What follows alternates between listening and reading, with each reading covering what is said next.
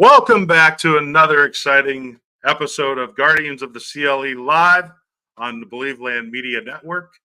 You can follow us on Believe Land Media Live on YouTube, along with the Believe Land Media channel.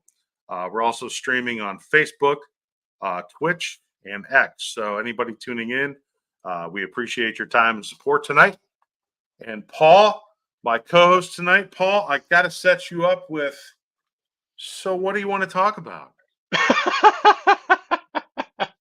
Well, for the first time in a great long while, I'm back on Twitch. The last time I was on Twitch, I was live streaming MLB The Show, and I gave up a home run in Wrigley Field, and that sucker was gone, and that has haunted me ever since. The only time I ever spent really on Twitch is during COVID. If you're a Linkin Park fan out there, Mike Shinoda was doing a lot of live videos on there and creating a lot of live music, doing anything he could to entertain us during COVID. And yeah, that was really the only time I was really on Twitch, other than right now. So, our buddy, the Pop-Tart guy, Justin, my co-host on Double Play CLE, huge fan of Linkin Park, so that would be right up his alley. He's the reason that I'm a huge fan of Linkin Park now. And they just recently released a new song from their last recording session. Heard it on WMMS. Yes, and anytime we can get some fresh Linkin Park from back in the day, and rest in peace, Chester. Can't believe we're talking about Linkin Park right off the bat, but definitely love the band. We are close to the Rock and Roll Hall of Fame and support our music in this area. So, I mean, it's spring training. That's what you talk about during spring training. You talk about everything but baseball. Have you watched some of these broadcasts? No, it's true, because I was driving home today and I was listening to AM 850, and they were talking about, are you afraid of bugs, or do you just not like them? And I'm talking about cockroaches and everything else. And I was like, I tuned in to hopefully get some baseball, because when I was over on 92.3 The Fan, of course, the Joe Flacco news came out today, and about him wanting to come back, Cleveland being his first choice. Sorry, Flacco's kind of diving into the guards right now. But yeah, they were talking Browns, and I was like, well, you know what? There's a time and a place, but let's talk some baseball. So our Guardians were in action today in Cactus League, won 4-1 over the Seattle Mariners. Emmanuel Clase picked up the victory.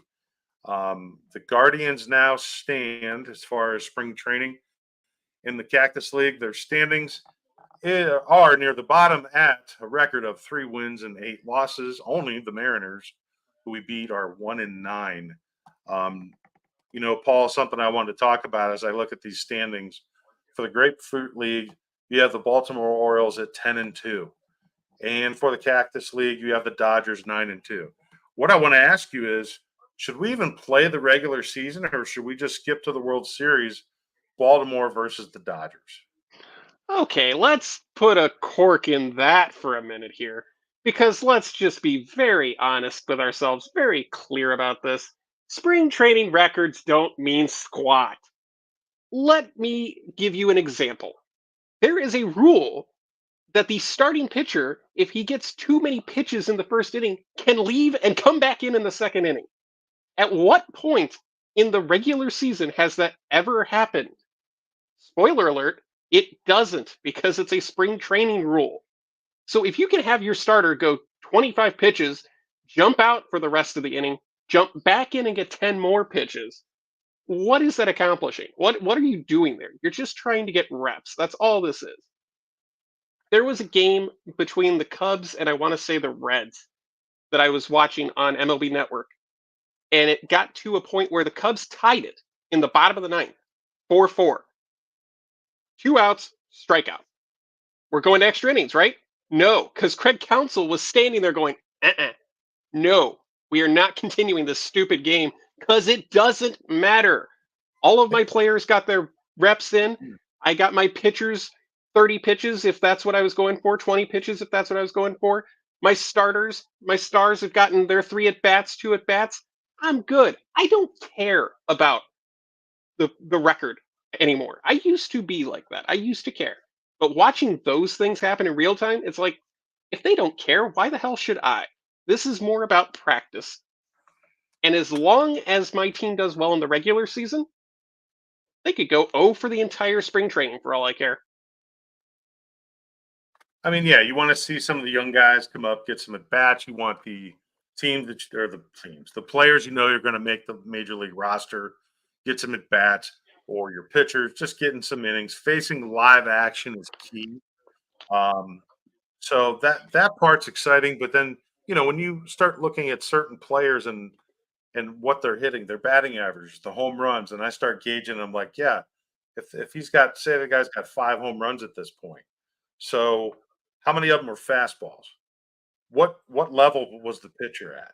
Because you have double A pitchers some in some of those mix getting innings, and then with the split squads, you never know. Like today, I didn't even look at the box score other than Class A seeing that he got the win, but I don't even know when he pitched.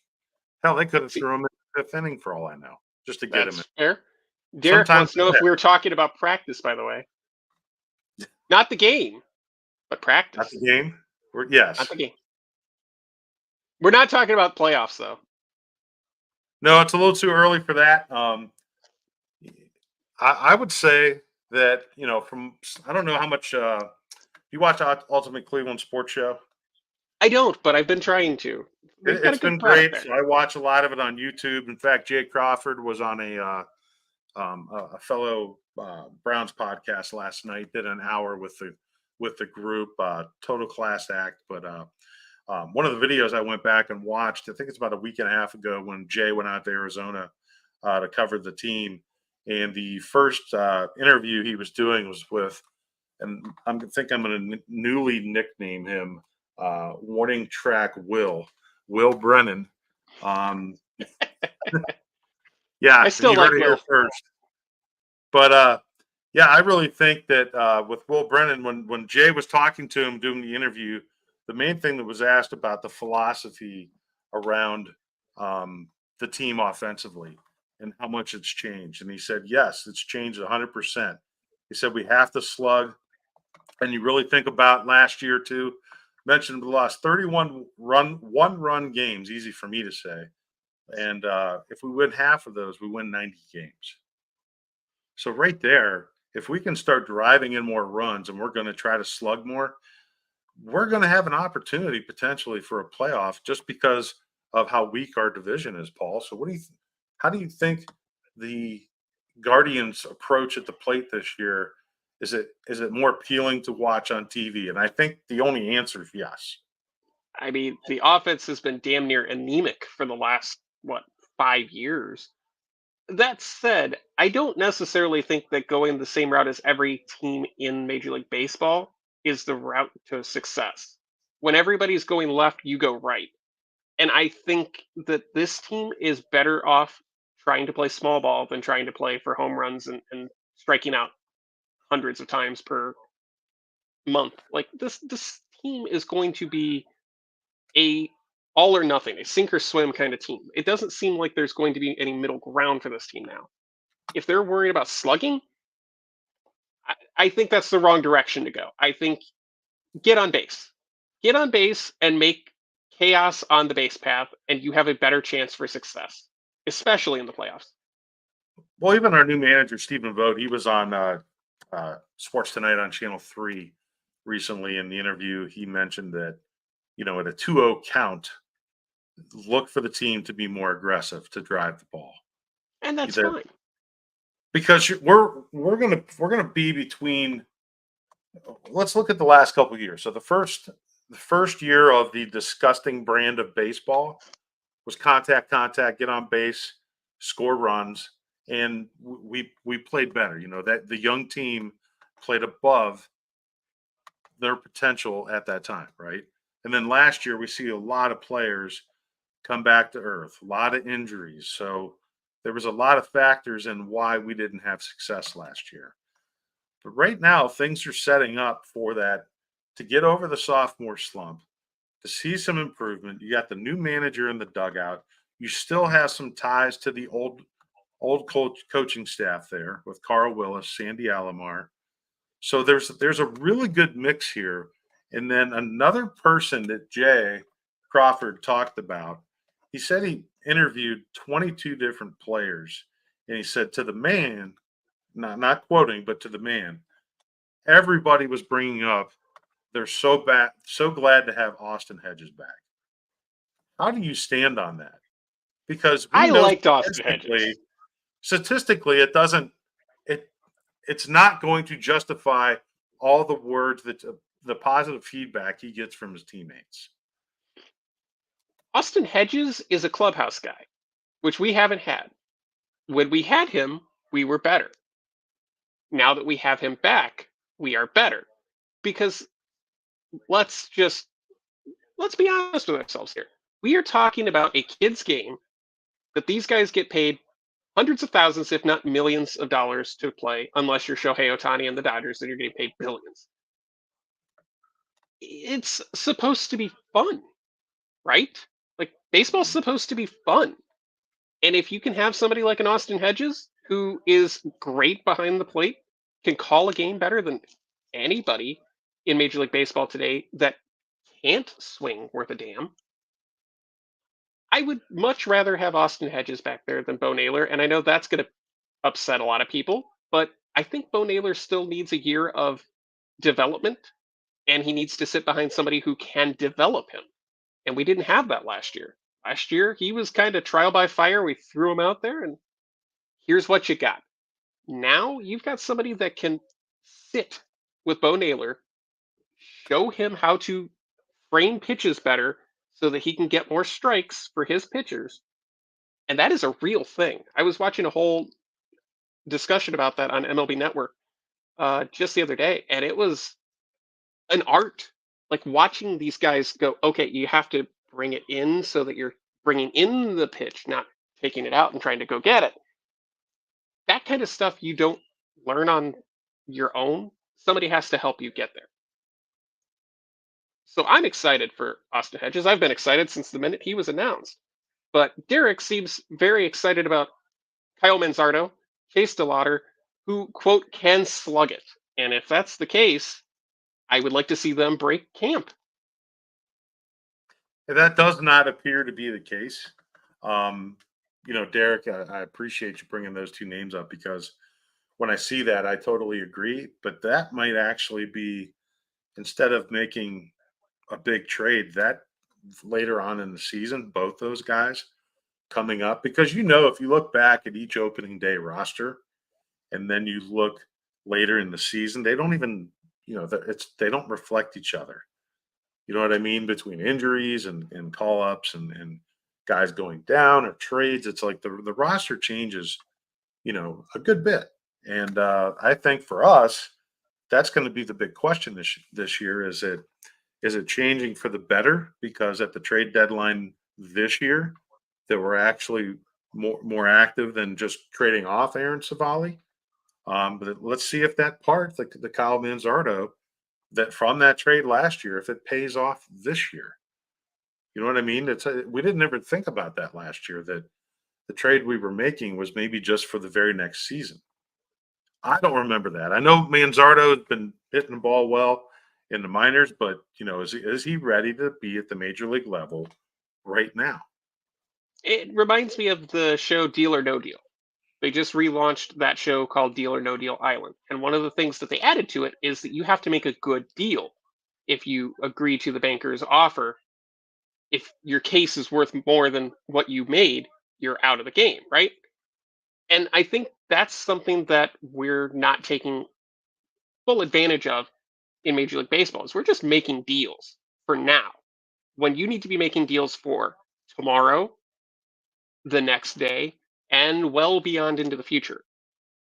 I know people don't like to hear the whole I traded away this star for five prospects because prospects are suspect until they prove themselves in the big leagues. Yes, I hate Chris Russo. I think he's a blowhard. Anywho, Oh, but yeah, talking about Chase DeLauter, Kevin in a group text, Kevin from our Godfather here, Believe Land Media, he was Papa mentioning Kev. the 2022 draft process that DeLauter was in the conversation to go first overall. He was aiming 435 for James Madison when he broke his left foot running the bases. 3 months later, he dropped to Cleveland at the 16th pick.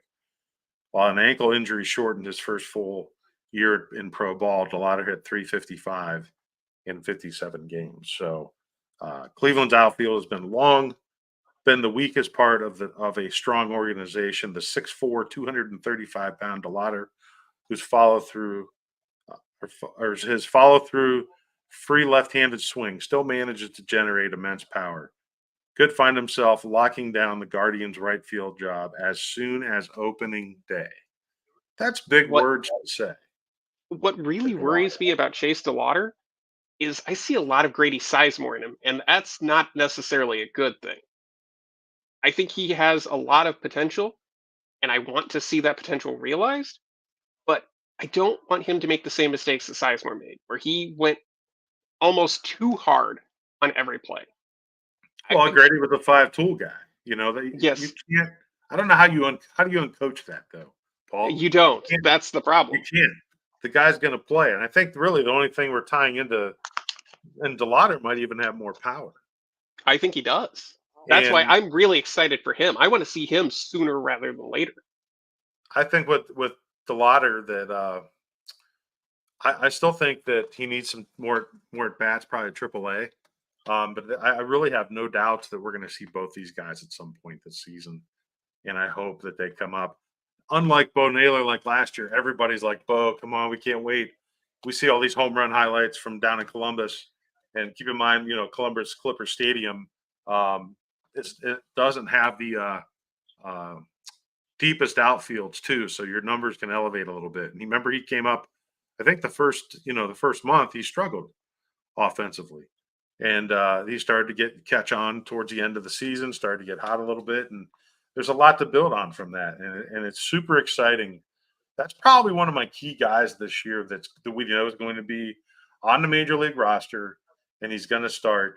It's just I really want to see how Bo hits. The calling the game, it's going to come. I think it's just going to be a gradual process.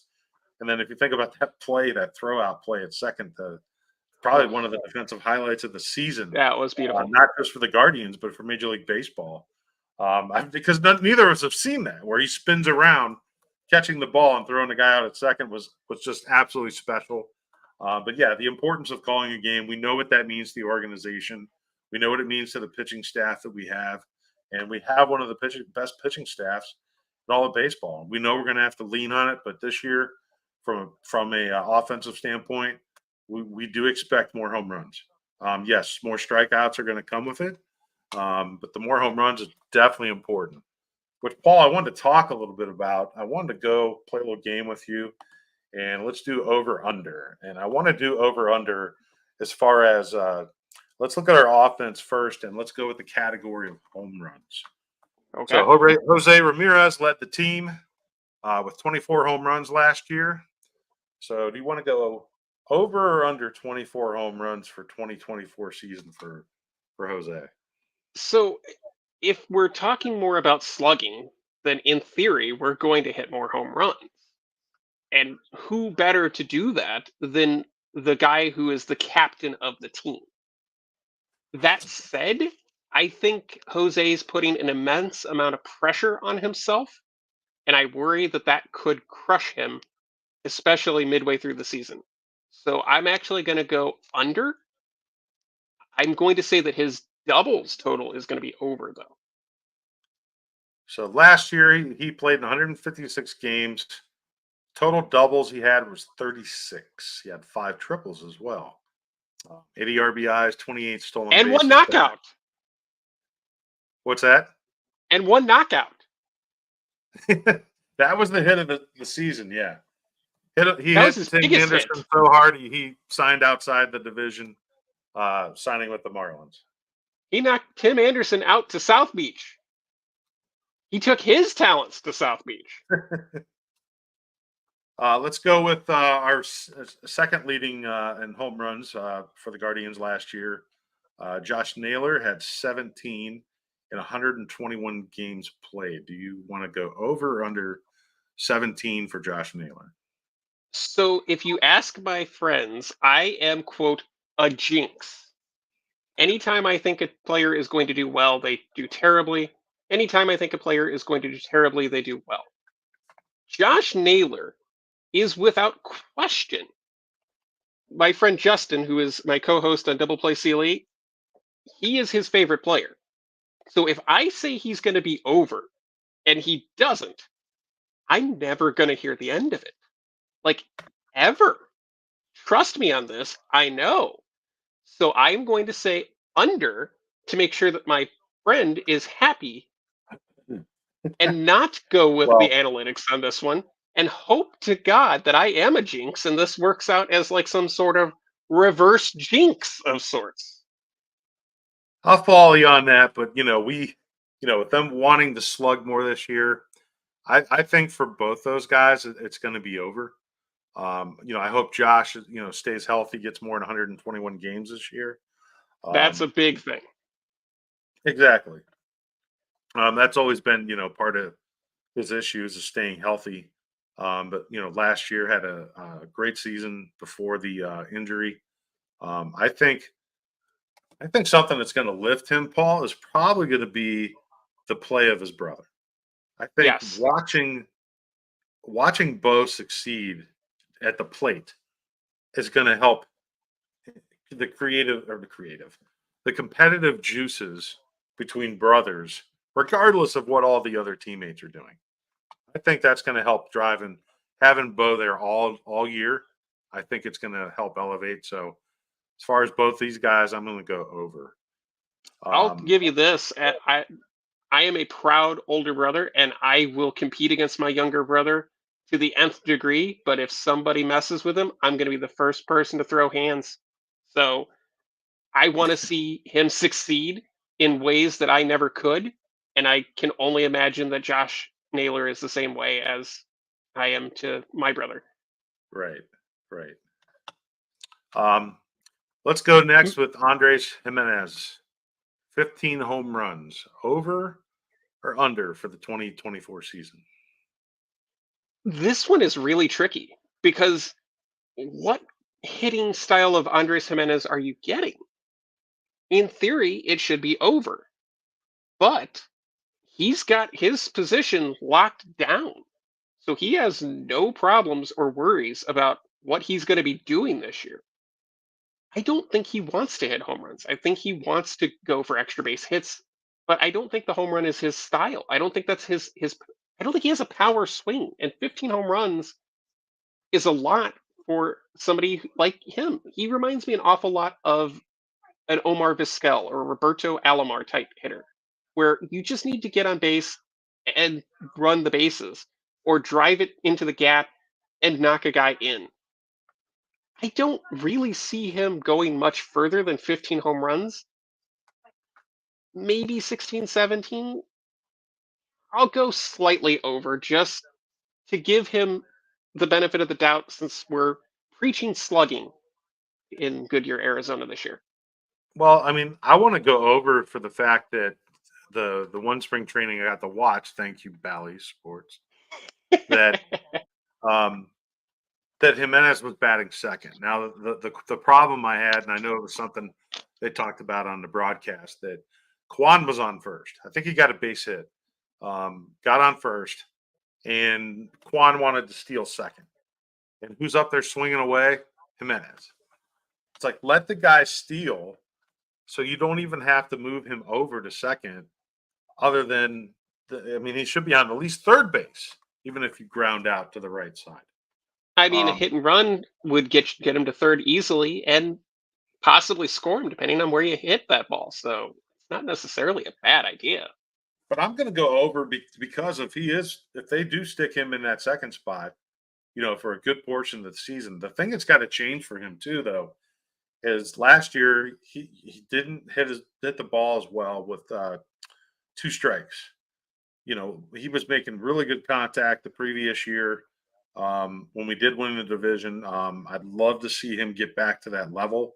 I don't know what changed for him last year or how pitchers' approach was against him. But I would anticipate that, it's going to be over. So I was going to touch on Bo Naylor, but he had 11 home runs in only 67 games last year, so that's pretty exciting, right? So we're going to hope that he's going to get over 20.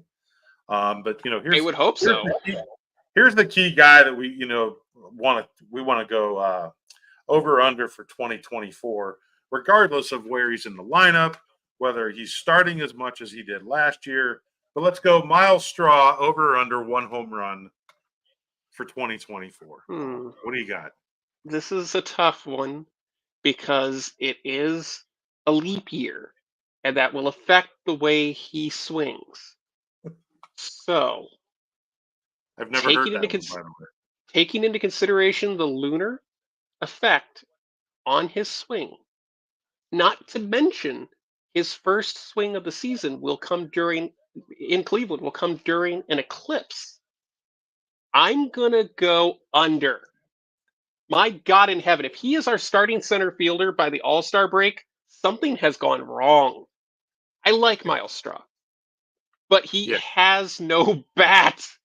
And if you're preaching slugging and you have that guy in your lineup anywhere, I don't know how you can preach slugging anymore.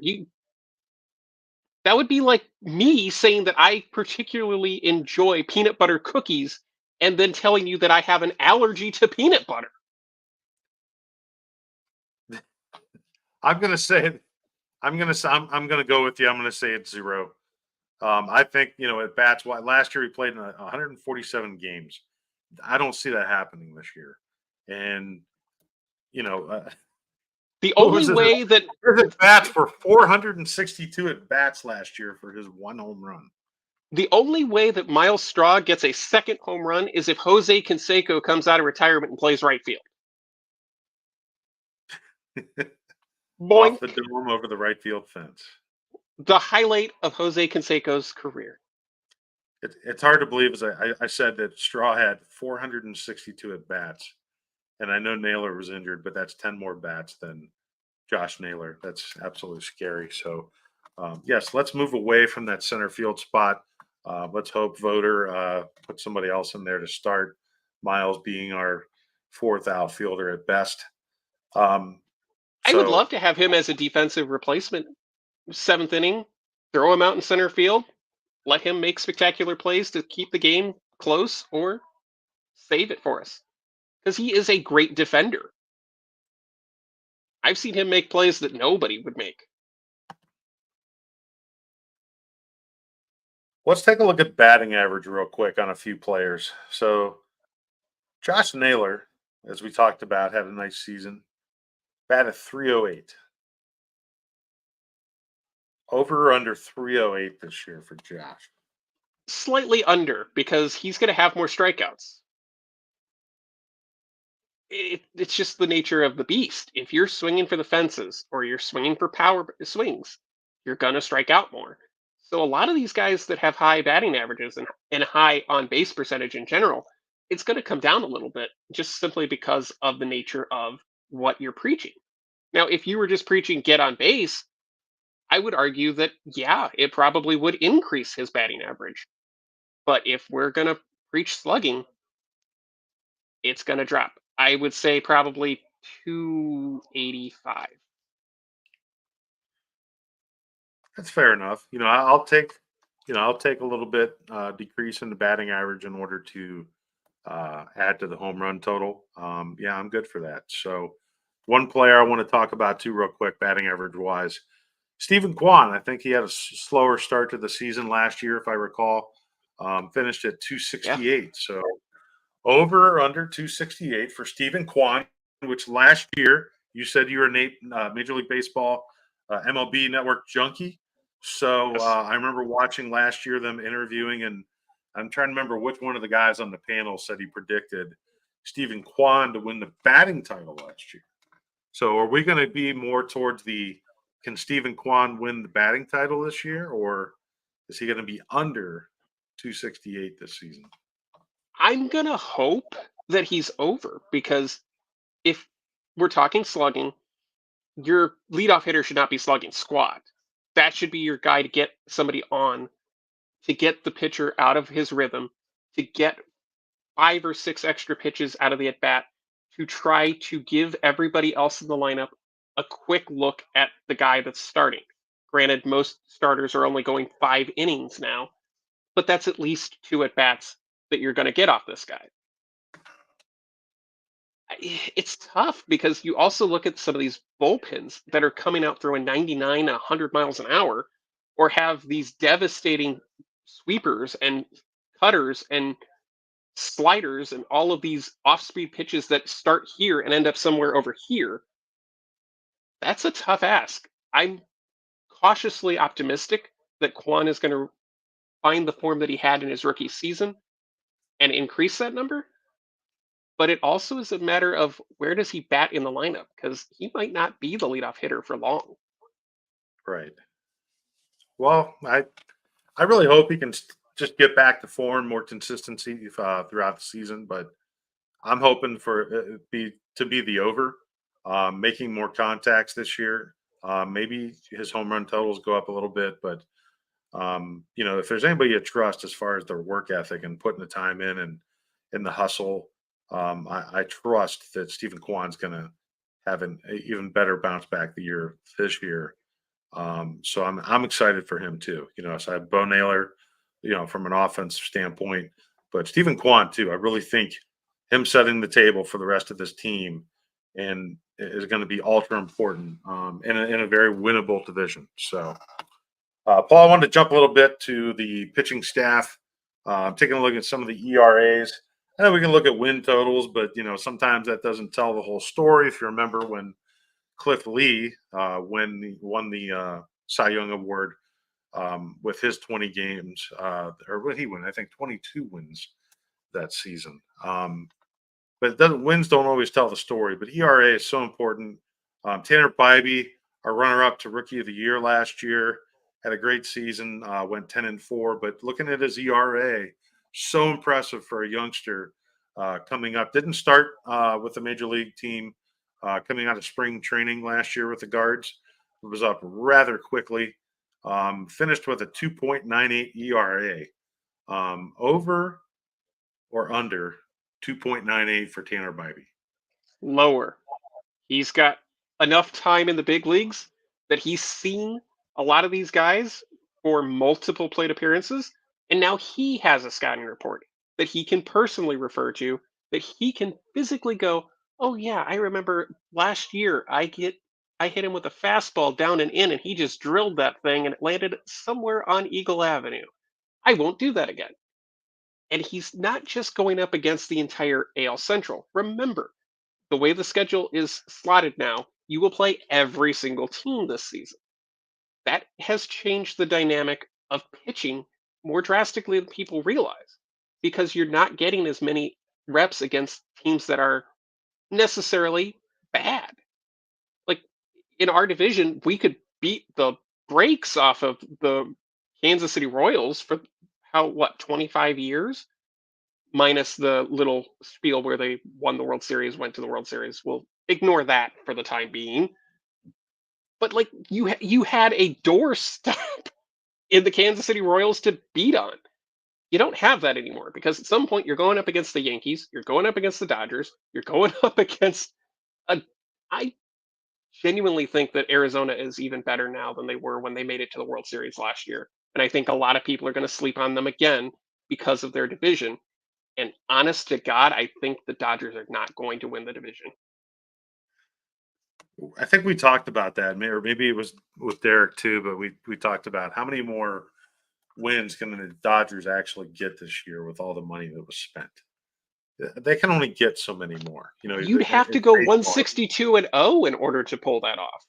Because Yeah, like you spent 1.3 billion on two players, and you were already averaging about 99 to 100 wins a season. What more do you want? You want 162? Good luck, because if you try it, you will fail. Load management and all that stuff. right. Exactly. So and it's just part of the game now. Gosh, if you go back and look at baseball cards from the '70s and '80s with complete games and shutouts, you'll just lose your I mind. missed the complete game. Shout out to Yep. Dean saying, "Hey fellas, Yeah. love you guys. We love you too, Thanks Dean." for tuning in, Dean. Appreciate it.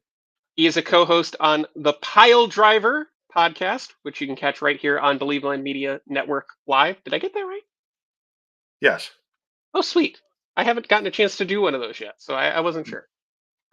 And I know the Pile Driver podcast had a show today. Had Fox 8's Ken Carmen on there, also Stark County's own Ken Carmen from Perry High School.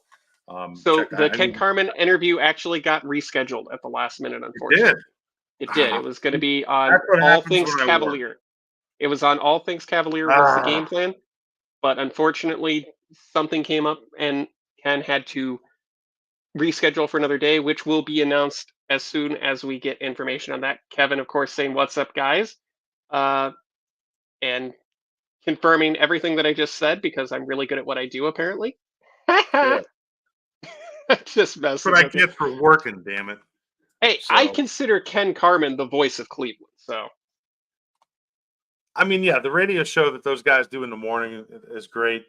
Ken wears it on his sleeve, so it'll be great to have him come on as a guest. And I know he's a big pro wrestling fan too. So, oh, okay, stop drinking. Well, this is just nice. It's just tea. In fact, it's sleepy tea, vanilla sleepy water, tea, and always yeah, water. unfortunately, once again, yeah, missed the memo on that because I was working, Kevin. So, but yeah, That should be let's. in the group chat. So one thing I wanted to ask you, because as you know, I'm an MLB Network fan, so I was watching a lot of the top 100 stuff. They crowned their number one player in Major League Baseball. Who do you think it was? Acuna. It was Ronald Acuna Jr. Do you think that's correct? I'm biased though. I like the Braves are my second team, and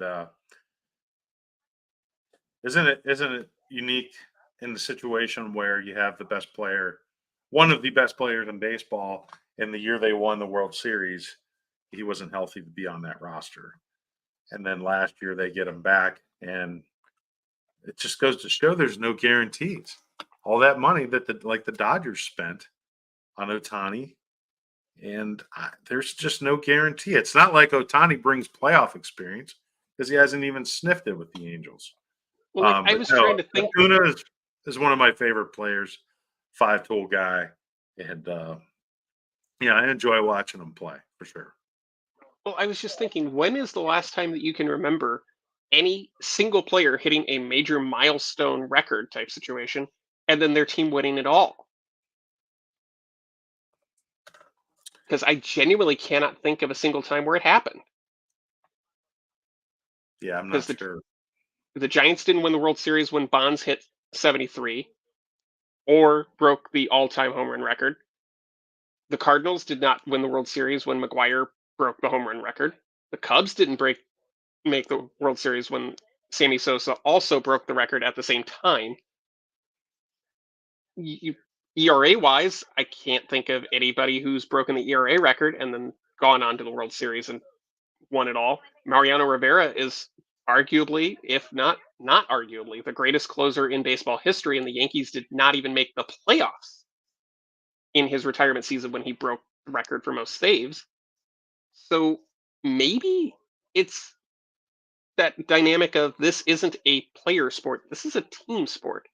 And if you want to be really good at this, you got to sacrifice yourself for the greater good of the team. And that's why I'm excited about this team this season, because I think this team will sacrifice itself if necessary for the greater good of the team. The players are all in. They have bought in to making this a good year. And the one guy that I really think that, and I believe he had a home run today, Ramon Laureano, picked up off the scrap heap last year. He could play some key roles this season, not as a starter, but him being, Stephen Vogt's teammate from Oakland, and Stephen just, hanging up his player and career, just recently, having that connection and that trust with that guy. And he had some decent games with the A's too. He might be that guy that really can play that role, and just be the unsung hero guy off the bench that can help us in a lot of different positions too. To be fair, Ramon Laureano ending up on the scrap heap was his own doing because he got caught and suspended for violating the substance abuse policy. He did some some version of steroids, something that would performance enhance himself. And that basically ended his time in Oakland because after that, you couldn't really trust his numbers. You couldn't trust his numbers before, and he didn't have that same production after. That said, I think you're exactly right because this is kind of what Stephen Vogt needs in order to get comfortable here. You talked earlier about Carl Willis. I read a great article on MLB.com. I think Mandy Bell wrote it. She's fantastic. If you haven't read her Yes, stuff, you should definitely he do does that. an excellent job. Um, Everybody is leaning on Carl Willis, and rightfully so. This man has knowledge of every capacity of this game and has been here for a very long time. So if there's somebody here in this management system that knows how badly this franchise and this city wants to hoist the commissioner's trophy, it's Carl Willis. And he's going to be that guy that Stephen Vogt has to lean on.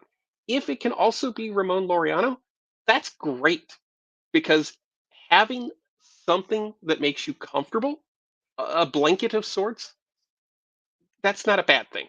When you're new to a job, you got to find something that makes you comfortable because if you don't, you're not going to last long. And it's kind of comfort is, also trust. It's a guy that he trusts and he knows what he's capable of doing.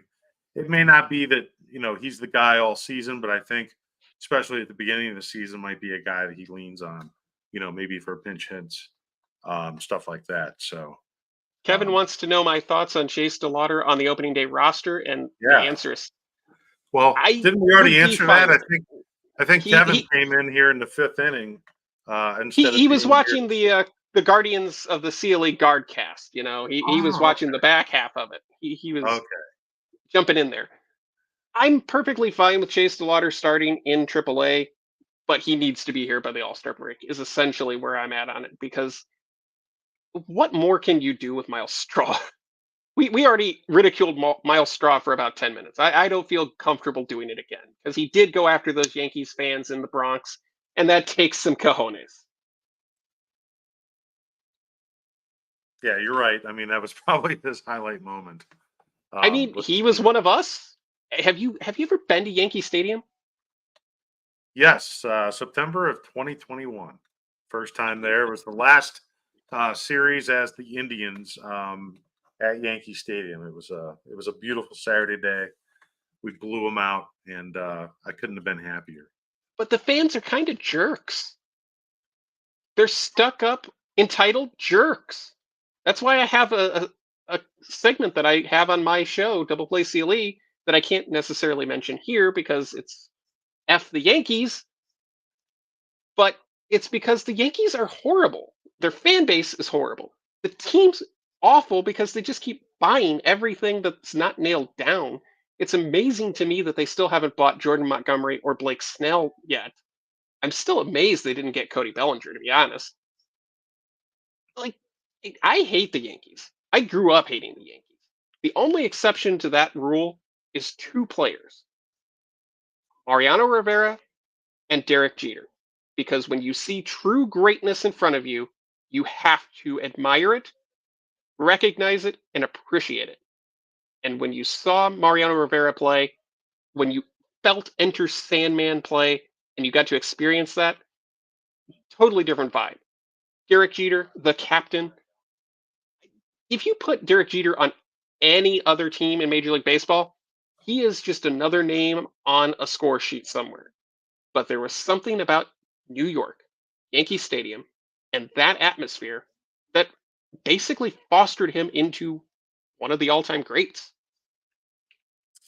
I don't know if I'll go as far as what you said with the fans, and you don't like them, or they're just some of the worst fans. How would you handle being a part of a big city or major league team, and we expected the Guardians to win the World Series every year? I First of don't know because I can't ever 75 say that I years, have. 75 years without a World Series championship. Hey, To I'm just worried me, about the fact that Aroldis Chapman has been on two World Series teams that have ended long droughts from the World Series with the Cubs in 2016 and just last year with the Texas Rangers. I despise Aroldis Chapman from his days in Cincinnati when he was headhunting in spring training against us. But you know what? If it broke the curse, bring him in because my God, that's a hell of a track record. Breaking news: Chapman to the Guardians at the trade deadline. You He's heard it here. actually with Pittsburgh right now. Yeah, and they And move their players. They'll bring those guys in. It's kind of like Kansas City did last year. Bring them in, start the season, trade them off, get some prospects. look, Or I know Guardians fans aren't going to like to hear this, but I like the Pittsburgh Pirates. They're basically us, just the National League version of it. They have an owner that's inept. They have a front office that can't stay out of its own way half the time. And they just want to celebrate baseball. Like Pittsburgh is one of the greatest ballparks ever. I'll PNC give you Park is that. fantastic. PNC is a beautiful ballpark for anybody that hasn't attended a game there. Definitely a beautiful place to go watch a game. But If you yeah, I get a don't. chance, go sit on the right field wall, the Clemente wall. It is a really cool experience. That's where I sat for my 30th and final team, which was the Atlanta Braves against the Pittsburgh Pirates last season, and it was an unbelievable experience. I'll tell you what. The one. So I was looking at our vacation schedule, and I think the one ballpark for the Guardians being on the road that I'm going to try to get to a game is Baltimore. So Camden Yards, It is another beautiful. beautiful now older ballpark, but still beautiful brickwork there. So I'm hoping that series, it's a Monday, Tuesday, Wednesday, at the end of June, then I'm going to be able to get to one of those games. Hopefully the Monday game. I'm actually going to go check out Wrigley Field and Comiskey Park this year. Unfortunately for Wrigley Field, it's going to be not for baseball, but for the Pearl Jam concert. So 8/29, I will be at the Pearl Jam concert there. And then the next day, the White Sox are home against the Mets. So I want to be able to hit both stadiums while I'm there. So it won't feel authentic, I think, for not seeing the Cubbies play there. But I can at least say I've went to an event at Wrigley Field, and I'd love to change that in the future to where it's a baseball game. When I went to Wrigley Field for the first time, this was back in 2019, 2018, the game got rained out. Like, not a single pitch was thrown. They pulled the tarp, the lights were on, it rained. It was wild because the temperature dropped from like 85 degrees to 55 degrees like that. It was crazy.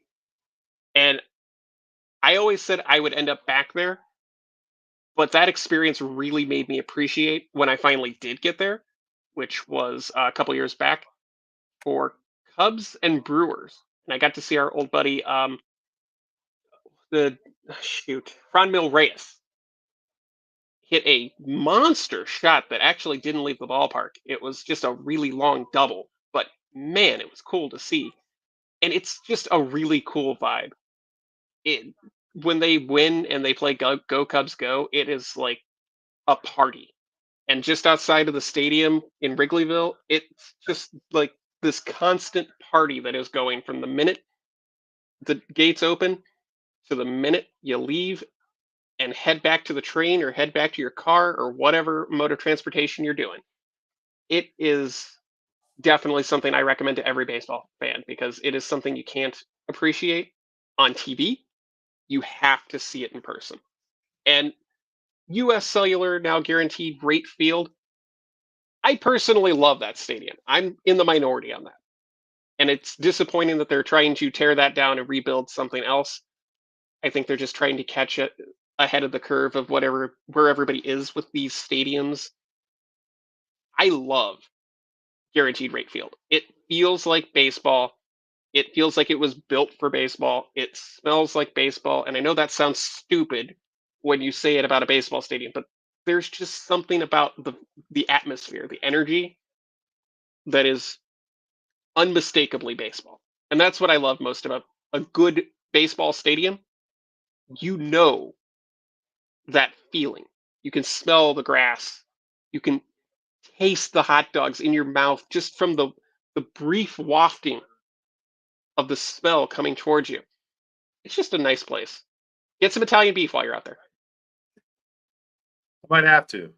Yeah, I don't have that same desire to visit the NFL stadiums that I do baseball. I think that it's just baseball stadiums have so much character, being so different with the dimensions of the outfield and even hell even Oakland if they're moving away to Las Vegas has that kind of iconic foul ground where even if you pop up you better run.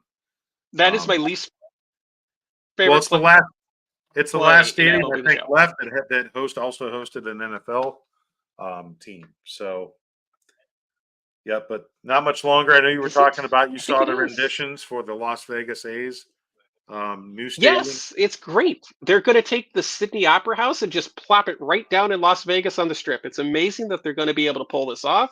And I don't know how they worked it out with the Australian authorities, but they're just going to pick that son bitch up and just slat it right down there, put a diamond in the middle, and there you go.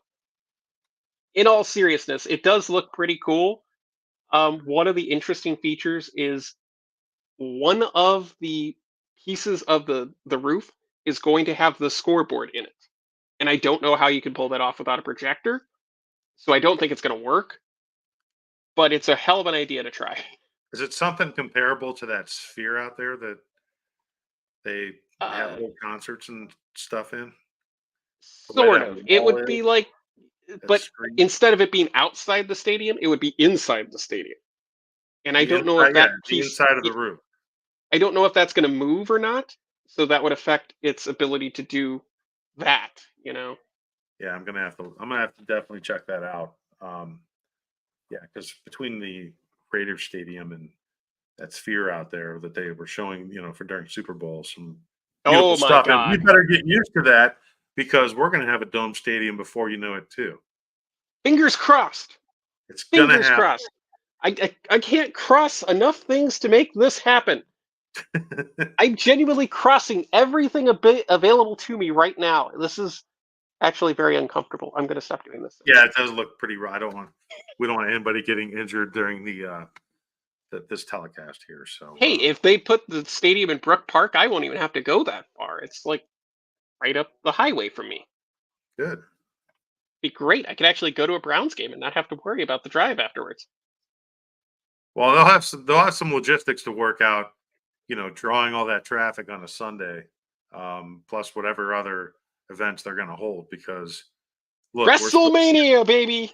I know we're supposed to get SummerSlam at Brown Stadium, hopefully this summer too. So I know that's been reported out there, but not official yet. But It's the worst kept secret in wrestling today. I heard about that I think the first time I heard about that was early December, and I was like, why would you want to run Cleveland in the summer?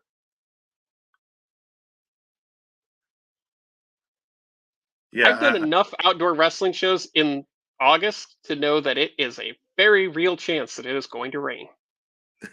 right. And I have Well, nightmares about that and PTSD about that. yeah. Well, anything else we want to cover before we wrap up tonight's show? Well, I think if we're here in the sports media, we should recognize one of the greats of sports media that has passed away, Chris Mortensen of ESPN fame. Arguably the reason why a lot of us are even remotely interested in sports media because he was a pioneer for something that really didn't exist. The investigative journalist in sports was not a thing.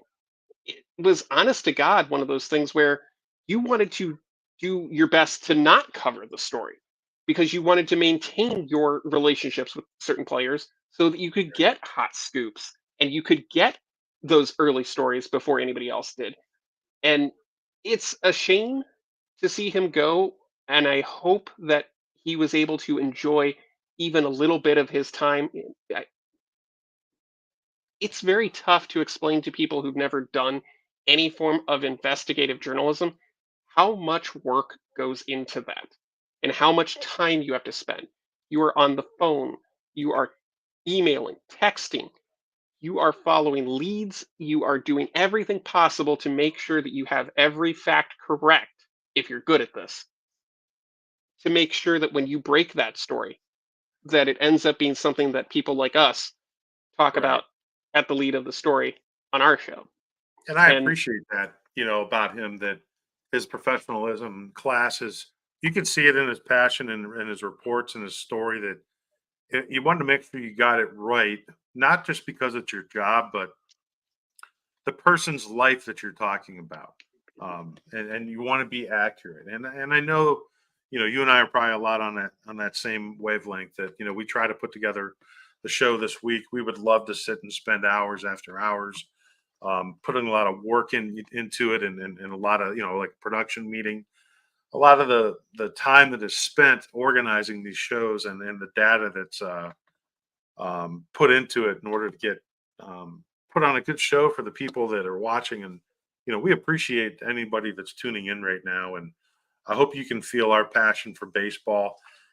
Even though we didn't, we started out where we're just not valuing spring training records, we do value the fact that baseball is back. We do value that top series one baseball cards are out. So if you got kids out there, get your kids some cards. That was always fun growing up, and card collecting. I know they're much more expensive. They are than when I was a you can kid. get But a blaster box for $25. Usually comes with about 10 packs and a bonus pack that has some sort of ridiculously over the top pretend value card.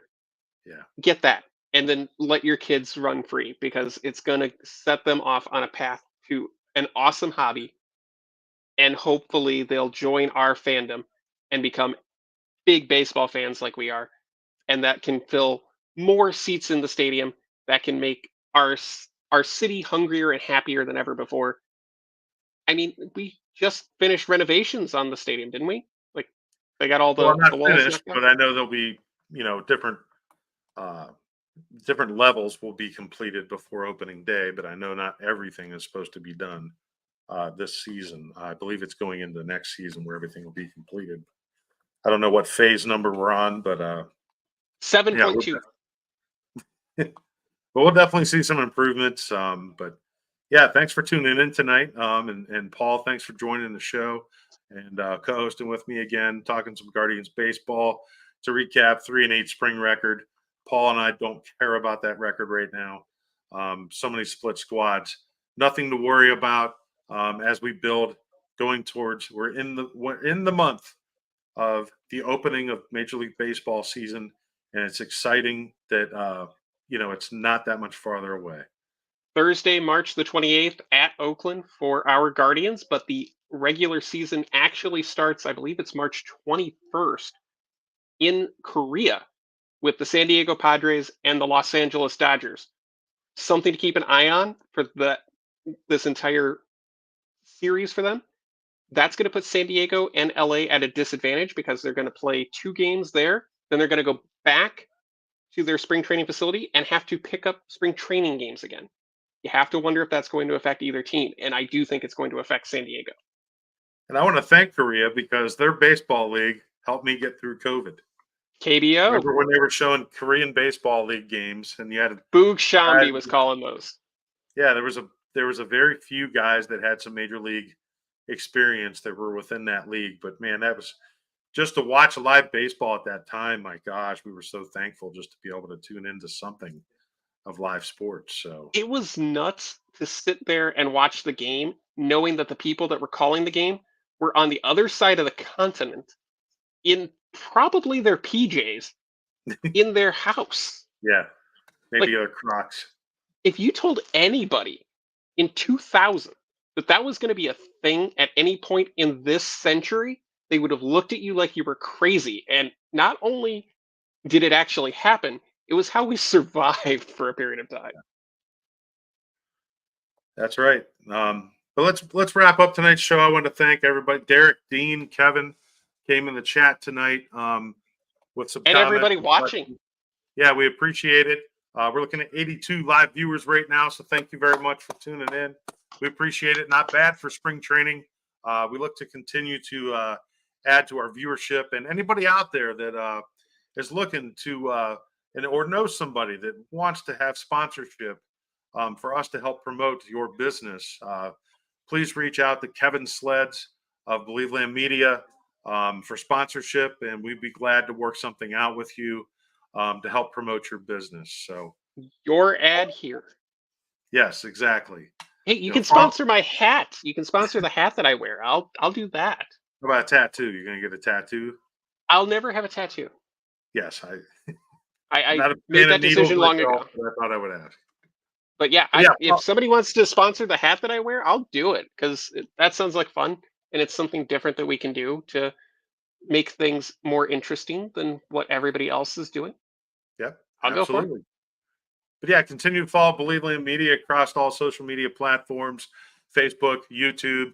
Also on YouTube, we need followers to subscribe to the Believe Land Media Live network channel on there. So subscribe there. A lot of the live shows that we're going to be doing are going to be on there as well. So if you want to watch any replays, check us out there and across social media. So, Paul, I'd like to thank you again for joining us tonight, and thank all our viewers that are big Guardians fans that are just revving up their excitement to finally get baseball back on the field. Thank you for having me again, Twitch. I didn't actually say the F word this time. So thank you, everybody, again. Have a good night, and we will see you soon. Go Guards.